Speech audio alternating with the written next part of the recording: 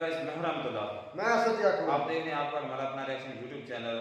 तो वीडियो की तरफ चलते हैं। वीडियो का पहचान वीडियो का टाइटल है shocking statement by Iran on India Muslim. तो क्या शॉकिंग वीडियो है ईरान की तरफ से इंडियन मुस्लिम पर। तो देखते हैं वीडियो, उसके बाद अपना देते हैं रिएक्शन। नमस्कार and welcome you all to study IQ. मैं हूं प्रशांत वन। नाउ रिसेंटली ईरान के सुप्रीम लीडर, अगेन हम यहां पे बात कर रहे हैं सुप्रीम लीडर की, जो प्रेसिडेंट से भी ऊपर होते हैं। इन्होंने एक बहुत बड़ी स्टेटमेंट दे दी है गाजा और इंडिया के बारे में। ये कह दिया कि जो हाल गाजा में है वही हाल मुस्लिम्स का इंडिया में है। जो इनकी एग्जैक्ट स्टेटमेंट है, जो इनकी ट्वीट है, ये मैं आपको दिखाना चाहता हूं और फिर हम समझेंगे कि इसके जियोपॉलिटिकल इम्प्लीकेशंस क्या हैं। नाउ यहाँ पे आप देख पाओगे ये ट्वीट है खमेनी साहब की। ये ईरान के सुप्रीम लीडर हैं। इंडिया में भी आप अगर देखो तो काफ़ी लोग इनको देखते हैं as a spiritual leader as well, क्योंकि जो शिया इस्लाम सेक्ट है वहाँ पर काफ़ी इंपॉर्टेंट फिगर माने जाते हैं ईरान के सुप्रीम लीडर। ये यहाँ पर कह रहे हैं the enemies of Islam have tried to make us indifferent with regard to our share identity. ये देखो ओपनली एक इस्लामिक उम्मा की बात कर रहे हैं एक ऐसे टाइम में। आपको याद होगा, देखिए जो भी स्टेटमेंट्स होती हैं इन्हें हमें जियोपॉलिटिकली भी देखना होगा कि इनकी इंपॉर्टेंस क्या है। मैंने कुछ ही दिन पहले वीडियो अपलोड करी थी जहां पे आपको बताया था कि यूएस यूके के हिसाब से ईरान और रशिया के बीच में एक सीक्रेट न्यूक्लियर डील हो सकती है। और सरप्राइज मत होइएगा अगर ईरान आने वाले समय में दुनिया को शॉक कर दे एक अंडरग्राउंड न्यूक्लियर टेस्ट करके। तो ये यहाँ पर कह रहे हैं कि आज के समय इस्लामिक कंट्रीज में यूनिटी की आवश्यकता है। वी, ये ऑफ कोर्स कह रहे हैं मुस्लिम कंट्रीज को, we can not consider ourselves to be Muslims if we are oblivious. Oblivious होता है मुझे परवाह ही नहीं है क्या हो रहा है। तो ये कह रहे हैं कि हम ऑब्लिवियस नहीं हो सकते और हमें फोकस करना होगा to the suffering that a Muslim is enduring. अब जो इन्होंने एग्जाम्पल दिखाए हैं ना, दीज आर शॉकिंग। और इंडिया को ऑब्जेक्ट करना पड़ेगा क्योंकि इंडिया कहीं से भी डिजर्व करता नहीं है इन लोकेशंस में अपना मेंशन करवाना। यहाँ पे कह रहे हैं देखिए मुस्लिम्स के साथ जो हो रहा है म्यांमार में, म्यांमार जैसे आप जानते हैं वहाँ पे रोहिंग्या इशू चल रहा है, बिल्कुल प्रॉब्लम वहाँ पर है। गाजा की अगर हम बात करें 40,000 से ऊपर लोग गाजा में मारे जा चुके हैं। It is a huge issue. अब इंडिया को यहाँ पर मेंशन करने की क्या आवश्यकता है? जो म्यांमार में हो रहा है, जो गाजा में हो रहा है, अगर आप उसको मतलब इंडिया को भी आप कंपेयर करते हैं ना, तो पीछे के जो दो एग्जाम्पल्स हैं इनकी इंपॉर्टेंस कम हो जाती है। क्योंकि सडनली आप एक ऐसी कंट्री को ऐड यहाँ पर कर रहे हैं जहाँ पर कहीं से भी स्थिति ऐसी नहीं है जैसी गाजा या म्यांमार में है। और ईरान के जो सुप्रीम लीडर हैं इस टाइप की कमेंट्स 2020 में किया करते थे। ये 2020 की ट्वीट है, आप शायद सरप्राइज हो जाएंगे देखकर। ये ओपनली कह रहे हैं इंडियन मुस्लिम्स इन डेंजर, और ये कह रहे हैं कि मैसेकर हो रहा है मुस्लिम्स का इन इंडिया। ये सब बातें ईरान के सुप्रीम लीडर ने 2020 में कही थी। उसके बाद देखिए ईरान में जो प्रेसिडेंट आए, आप सबको याद होगा ये नाम, इब्राहिम रईसी। ये वही ईरान के प्रेसिडेंट हैं जो अनफॉर्चुनेटली एक हेलीकॉप्टर क्रैश में मारे गए थे। मैंने कई बार अपनी वीडियोस में आपको बताया है कि इनका बहुत बड़ा रोल था कि ईरान में ना जो एक, आप कह लो इंडिया के प्रति कोई सेंसिटिविटी नहीं है। ईरान के सुप्रीम लीडर ऐसे ही इस टाइप की ट्वीट ये कर दिया करते थे। इब्राहिम रईसी के टाइम में ये रुक गया था। आपको याद होगा इब्राहिम रईसी जब पाकिस्तान भी गए थे ना, तो चाहे शहबाज शरीफ ने काफ़ी बार प्रेस कॉन्फ्रेंस में इनके सामने कश्मीर कश्मीर बोला, इन्होंने अपनी तरफ से अपने मुंह से एक बार भी कश्मीर का मेंशन नहीं किया। इस बारे में मैं कहूँगा इंडिया मिसेस इब्राहिम रईसी। ये आज के समय होते ना तो डेफिनेटली ये कहीं ना कहीं से अपना इन्फ्लुएंस यूज करके कहते कि देखिए आपको अगर ये इशू रेस करना ही है तो और कंट्रीज हैं वहां पे मुस्लिम्स मेजर इश्यूज फेस कर रहे हैं। चाइना में तो काफी जगह मॉस्क गिरा दी जा चुकी है, आबादी सिकुड़ रही है मुस्लिम्स की। या फिर लेबनान आप अगर देख लीजिए वहां पे इश्यूज काफी हद तक हैं। इंडिया को यहां पर मेंशन करने से ईरान को क्या मिलेगा? क्योंकि एक तरफ ईरान रोड शो करता है इंडिया में। जी हाँ, आप लोग सरप्राइज होंगे, कुछ ही दिन पहले ईरान ने भारत की 3 इंपॉर्टेंट सिटीज में, मुंबई में, हैदराबाद में, दिल्ली में, टूरिज्म का रोड शो किया। इधर आप देख पाओगे इसकी फोटो और इस पे आर्टिकल। ईरान के जो एम्बेसडर हैं टू इंडिया, इन्होंने कहा कि आप बिल्कुल ईरान में आइए। इन्होंने इनवाइट किया कि इंडियन टूरिस्ट को हम वेलकम करते हैं। जो भी चल रहा है आज के समय, इजराइल धमकी दे रहा है, ईरान धमकी दे रहा है, वॉर की बात चल रही है, उस पर इतना ज़रा फोकस मत करिए। Iran is safe, visit Iran, Iran tourism. अब एक तरफ यहाँ पे ये सब प्रमोट कर रहे हैं, दूसरी तरफ जो इनके सुप्रीम लीडर हैं वो यहाँ पर इस टाइप की कमेंट्स कर रहे हैं।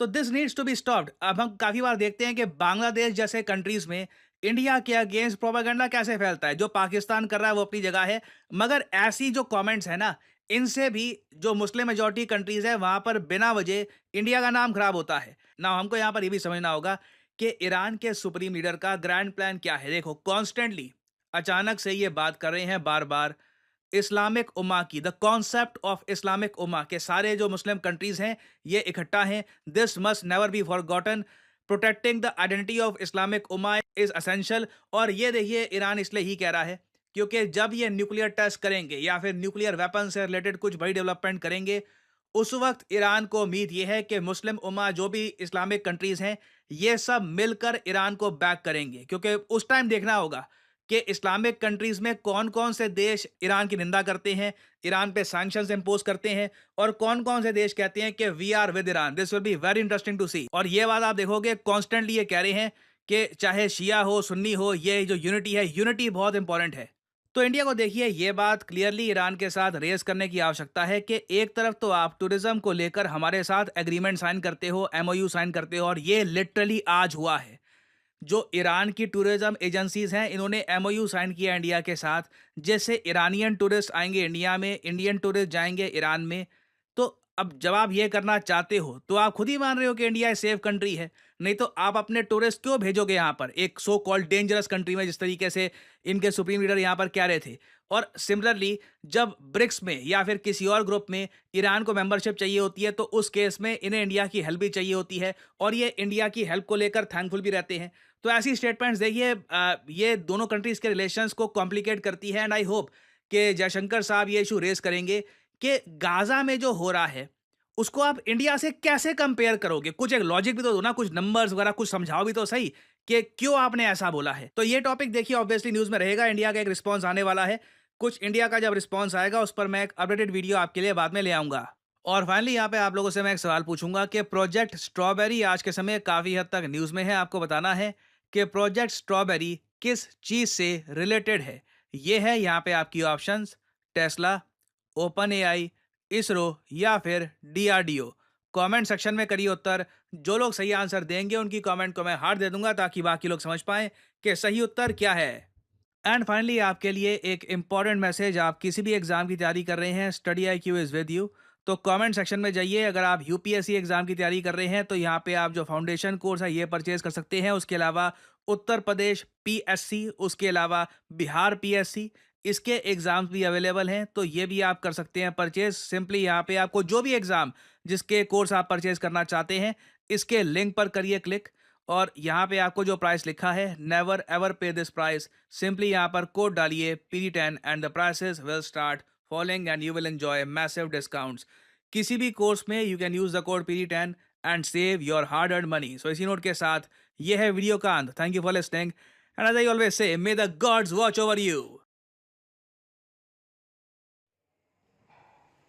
तो दोस्तों वीडियो तो होगी ख़त्म जी। ये आयतुल्लाह ख़मीनी साहब सुप्रीम लीडर ऑफ ईरान ये हैं, तो ये कह लें कि प्रेसिडेंट से भी ऊपर होते हैं।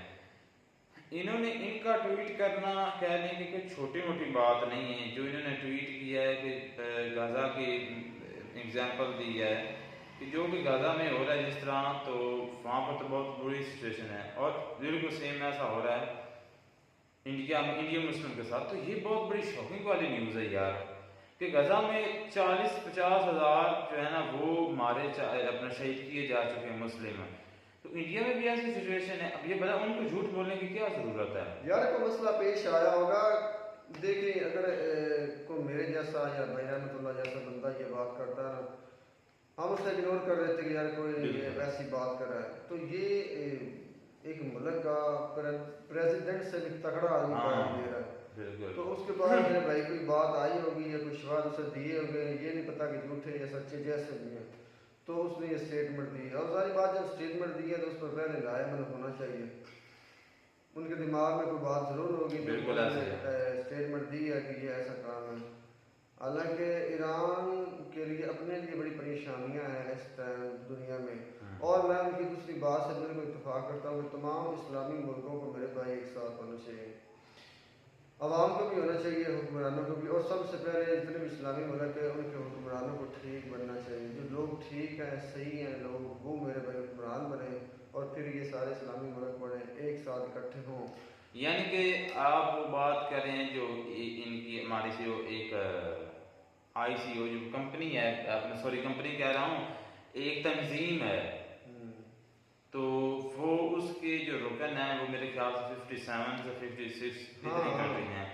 तो उसका फ़ायदा कोई नहीं क्यों हो रहा, क्योंकि उनकी मीटिंग हुई थी जब ये गज़ा में जब जेनोसाइड उन्होंने किया था ना यहूदियों ने, कुत्तों ने, तो उस वक्त भी इनकी हुई थी, सभी कंट्री जो है ना वो इकट्ठी हुई, लेकिन उसका कोई हल कोई नहीं कर भाई रहमतुल्लाह लीडर नहीं है ना सही। आप पाकिस्तान का हाल देख रहे हैं, ठीक है, अगर यहाँ पर इमरान खान साहब होते तो हालात किस तरफ होते, रात को दूसरी तरफ होते। इस्लामिक दुनिया से लेकर जो आलमी लेवल तक जो बाहर लोग OIC उसका नाम है, वो सारे मेरे भाई एक तरफ होते, और ये बंदा अपनी बात मनवाने के लिए चाहे एक तरफ होता तब भी ये मनवा लेता, क्योंकि इसे बोलने का पता है, इसे डील करने का पता है, सामने वाले से कॉन्फिडेंस से बात करता है, सामने का वाले का भी दिल करता है बोलने के लिए। और ये जो जिसका अस्तगफुरुल्लाह, अल्लाह माफ़ करे, ये जबड़ा ही टेढ़ा हो चुका है, ये आदमी ना पढ़ा लिखा है, ये पता नहीं, असल में ये आया नहीं है, ये बेचारे को पकड़ कर बिठाया गया है। कहाँ भाग कर जा रहे हो, यहाँ पर देखो, यहाँ पर आवाम का लित्र खाने के लिए बैठे रहो, और हम आपकी ब्याह पर बैठे हैं ना, आप पर आँच नहीं आएगी और हकीकत नहीं आएगी। ये लोग मर कर अपनी कुर्सी छोड़ सकते हैं, जिंदा रहते ये छोड़ते नहीं, और ना इनको छोड़ने देता। अच्छा देखें कि बहुत बड़ी शॉकिंग न्यूज़ है, मैं कहता हूँ मैं हैरान हो गया हूँ। ईरान की तरफ से, वो ईरान जो कि प्रेसिडेंट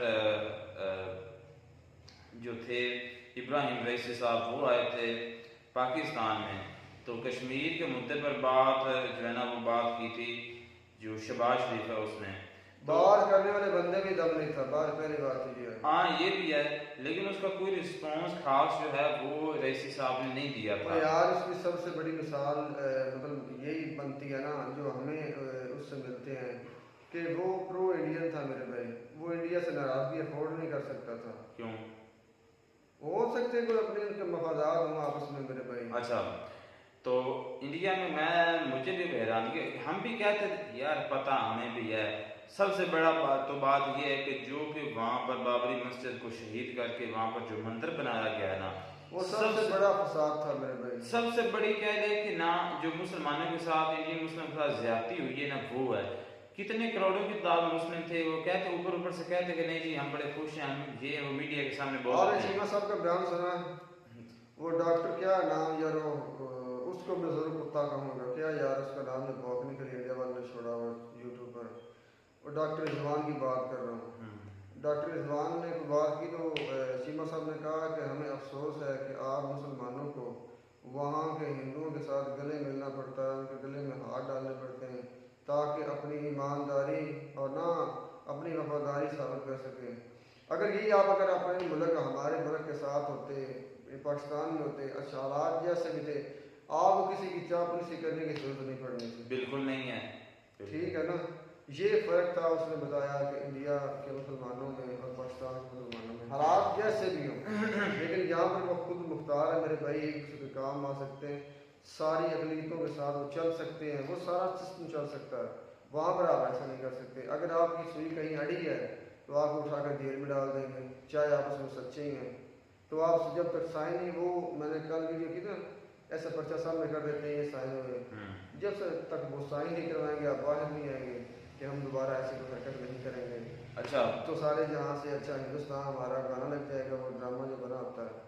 तो ये वो तो भाई कायदा अपना सॉरी इल्लामा इकबाल जो थे, ये उन्होंने नगमा लिखा हुआ कि सारे हिंदुस्तान से ना सारे जहाँ से अच्छा हमारा हिंदुस्तान हमारा, तो ये पूरा है। अगर मैंने इसको ज़्यादा डिटेल में नहीं था, तो बड़ा ही खूबसूरत है। तो ये जो है ना इल्लामा इकबाल ने इसको लिखा था, तो हमारी तरफ हमें भी हैरानगी होगी। अब इसके बाद सर्च जो है ना मज़ीद ज़्यादा करेंगे कि ऐसी कौन सी बात है जिस पर उन्होंने की है, और उनका ट्वीट करने का मकसद जो है ना वो ज़रूर, मतलब कि कोई बात ज़रूर हुई है, ये पक्की बात यार। ये पाकिस्तानी थोड़ी है, ईरानी है यार भाई, इनके बैग में कोई प्रोग्राम नहीं है, कोई मतलब कि ना बैग नहीं है कि ये आने वाले वक्त में हम करने वाले हैं। बिल्कुल। तो आर्मी के कहने पर हम जो बयानबाजी कर देते हैं, फिर जब वक्त आता है तो फिर हम साइड से देखते हैं कि हमें कहाँ कहाँ से छितर पड़ रहे हैं, और हमें छितर पड़ाने वाले का नाम भी होता है यार कि ये इसने हमें इस नौबत पर लेकर आए।